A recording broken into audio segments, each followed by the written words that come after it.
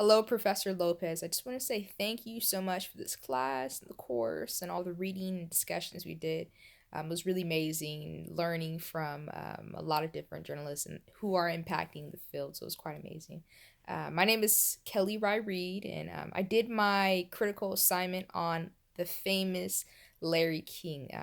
Ironic enough, that's actually not his real name. He actually goes by Lawrence Harvey Ziegler.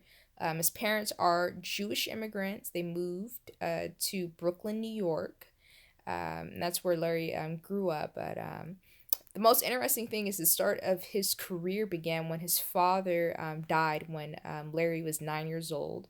And that kind of just pushed Larry into working a whole bunch of just odd jobs.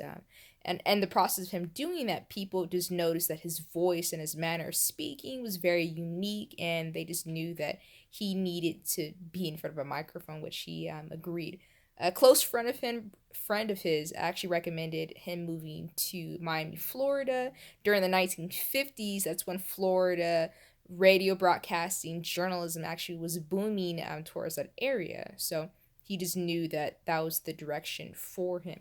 And that's really where Larry started developing his own unique crafting of writing, as well as speaking and interviewing. Back then, a lot of journalists or a lot of speakers would actually be scripted, very scripted, highly sensitive.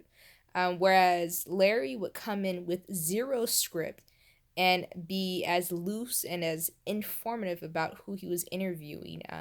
It's really just like it was a new age type of journalism that he was really touching bases on, whereas he was taking a back seat from really, being critical with whoever he was interviewing, but just allowing them to speak on topics that they wanted to speak on, though he was intentional about doing that, where it really just developed a sense of comfortability from the guests to open up to him, which would open up to us. So it was really just non-confrontational journalism, and he really was one of the pioneers of doing that of his time. That's really why he blew up to the extent, because people would come on his show and they would very frankly speak on topics that most people would not want to speak on. He's interviewed Frank Sinatra during the time when Frank Sinatra's son was kidnapped, and Frank Sinatra did not do any interviews during that time except with Larry King. He was out there interviewing presidents who would not typically go on radio shows to go speak. Him in itself was a testament. From then on, most people don't know this, that Larry King actually worked for a column. He did columns, but he worked for U.S. Today, where he actually did columns, and that's where he did a lot of his politics, his speaking, and it was really like an old style of journalism. It's called the three dot column. It's where you quickly talk about different topics at one segment rather than breaking up into multiple columns on different topics. And it's really how journalism and news media is actually run today. So a lot of people don't know that Larry King actually started that, where you see now you have one speaker and he'll talk about multiple things and just continue on in a short period of time. That was Larry King. So that's amazing that he actually did that.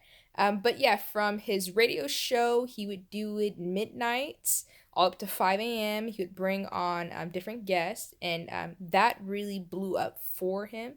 And it took notice in 1985 when CNN actually contacted him for his own show, which you guys might know of, Larry King Live, and he did that for 25 years, interviewing Donald Trump, these famous people in the industry, politicians, celebrities, just people who were impacting the world. Because he really was just an interviewer. He just wanted to know what people were thinking, what they were going through, why did they make certain decisions, and if it's actually impacting them or not. So very simple journalism, but really straight to the point.